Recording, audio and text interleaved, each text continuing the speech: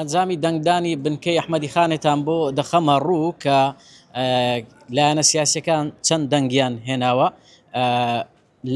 لە کۆی 1313 دەنگ کە لەو بنکەیە دەنگدەرانی تایبەت بۆیان هەبوو دەنگی لێ بدەن، 1289 کەس دەنگی داوە، یەکێتی 905 دەنگی هێناوە، پارتی 13 دەنگی هێناوە، هەڵوێست 67 دەنگی هێناوە، نەوەی نوێ 25 دەنگی هێناوە، یەکگرتو 14 دەنگی هێناوە، کۆمەڵ 11 دەنگی هێناوە، بەرەیگەل 14 دەنگی هێناوە، تەوتین 4 دەنگی هێناوە، ئیتیحاد ئەهلی نەینەوە 31 دەنگی هێناوە، 37 دەنگی تریش بۆ لە لیستە عەرەبیەکان ڕۆشتووە و لە کۆی ئەو دەنگدانە 168 دەنگی پوچەڵ بووە. ئەمە نمونەی بنکەیەکە لە بنکەی ئەحمەدی خانێ کە ئەنجامەکان بەم شێوازە بووە و ڕێژەی دەنگدانیش بە شێوەیەکی سەرەتایی 1970 بۆ 98 بووە.